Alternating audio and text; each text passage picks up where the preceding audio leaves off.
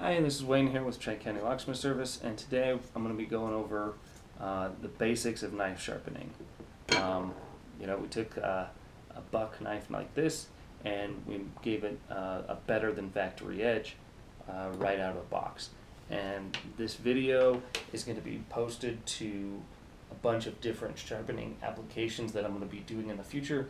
So if you've already seen this part, go ahead and fast forward to the next part of the video to get that individual, but this is going to be the basics upon all the knife sharpening that we're going to be doing. The first thing that we need to go over is having, when this knife came out of the box, it had a single edge. It's probably about 20 to 25 degrees on either side, giving it about a 40 to 50 degree angle total. That's this here. That means that it has one angle and it goes directly from the knife edge, the blade, to the edge. What I like to do to get this sharper is put this dual edge on here. And we do that by first making the back cut. The back cut really takes a bunch of material away and then really allows you to get at that edge and put the stronger 20 degree edge back on the very tip. So what we're talking about with the back cut is the main part here, taking away most of the material, and then that dual edge is just going to be the very, very tip that really interacts with everything, giving it that 20 to 25 degrees again, but giving it to it up here. And then when we go to sharpen it again, you have plenty of room to move and to bring that edge down. When you get it out of the factory, it just isn't going to have that. So we can explain that a little bit more by looking at this razor blade. And this razor blade is a great way to kind of show exactly what I'm trying to do here. So if you look at the razor blade, you'll see that there are two separate edges on here. And we can roll it down that way to really see it. And this would be the back cut here, and then this would be the main edge up here. And this is what we're after. This is what we're trying to mimic. If you're going to try and improve something, you might as well improve it with the best. And everything is referred to as razor sharp. Well, there's a reason for that. It has to have a thin edge to be able to split and cut through things, but it also has to have that secondary bevel to be able to toughen it up so it's not just ruined instantly. That's what that secondary bevel does, is it toughens it up and makes it a little bit, well, quite a bit stronger. And you can see based on this right here, what I'm trying to talk about is this would be a single edge. We can look at it over here too. This would be your single edge. And you can see it's just one edge that goes directly from the body to the tip. This would be our double bevel edge right here. This has the main back cut with about a 13 to 15 degree angle, and then we come back and we put that 20 to 25 degree. We could even go 30 degree, whatever you like for this main edge here. And that's really going to give this the strength and rigidity to hold up to the abuse. And then when we come back in and we sharpen this again, we're not going to have all this thickness, this giant thickness right here to deal with. We're going to be right back to getting on that edge and getting there and polishing it. Now, if we just left it without coming in and putting the secondary edge on here, then you would have this. And it's just too thin and too fragile. So if you try and use this to cut on something, it's going to damage that edge pretty quickly, whereas this one's going to hold up to it much, much better. These are the main basics that I'm talking about with this stuff. As far as what you want to use, I've made my own little custom machine for knife sharpening based off of some other designs that I've seen, and kind of made my own.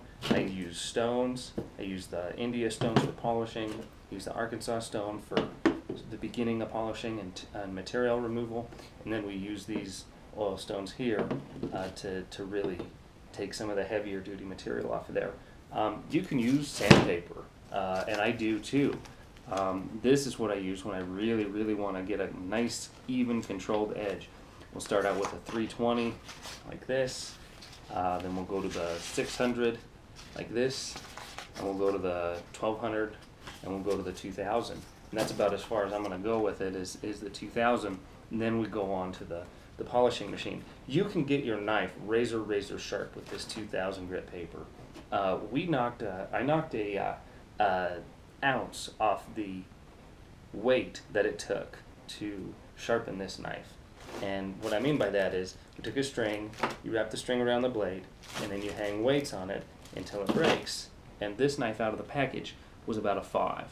By the time we got done with it, with this secondary edge, it was at a 4. So we lost an entire ounce of weight, which is pretty much, you know, what that razor is. That's really the way you really tell how sharp something is by adding weight to force an object through it. Then you're going to be able to get a scientific answer as to how much force it takes to pull that through there, rather than just cutting paper. Cutting paper doesn't tell you anything about anything. It tells you if it's fairly sharp, and then that's about it. So these are going to be the basics. This is what we're going to be going over. We're going to be using these tactics on all of our sharpening videos. So check it out.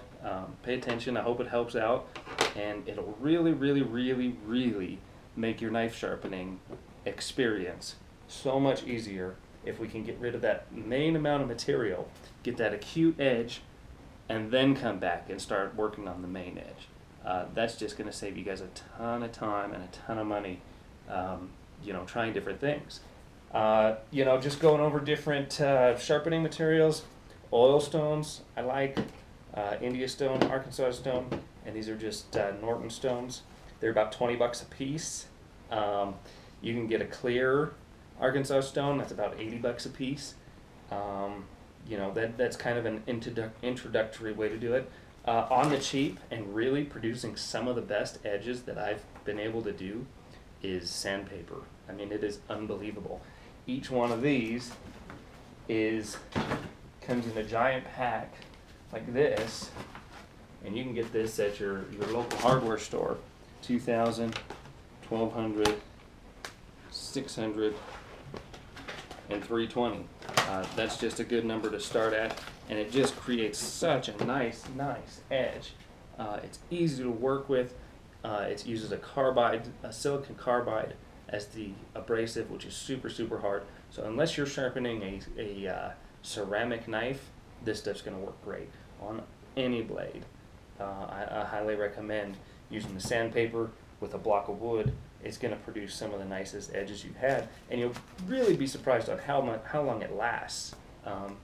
You know, this is designed, you can wash this off. This is designed to be wet paper too, and you just simply wash the material off when you're done, and it flushes out all the metal that's in there, and it actually, you can use it 2, 3, 4 times without it wearing out. And this stuff is $5 a piece. So for 20 bucks, you can get all the different grits that you need to be able to really start putting fine quality edges on your knives and your cutlery. It's going to work on everything from kitchen knives, fillet knives, pocket knives, everything. You know, using that system, we can actually put a razor edge on a razor better than factory, just with sandpaper. So that's a great cheap way to get started and get involved with it. Of course, there's diamond stones. Diamond stones are great. They last a long time. They're just really expensive. I have one for my kit, but I don't use it that much simply because it's only one.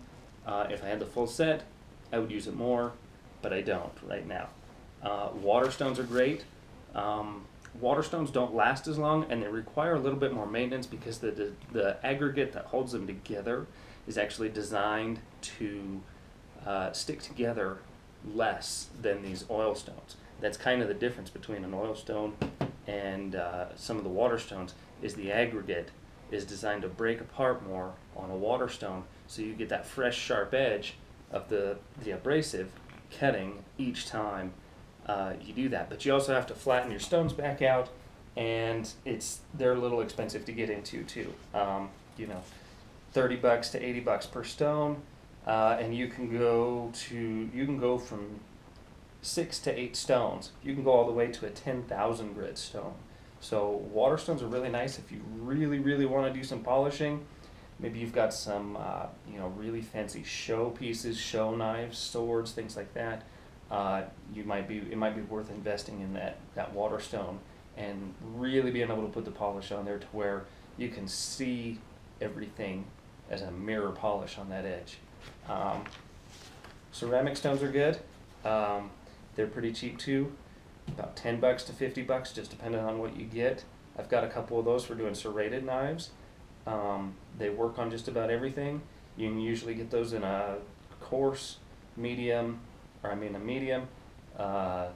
and extra fine as well, and they seem to last a really long time. So that's what's really nice about those. The carbide V sharpeners, just don't even waste your time or money.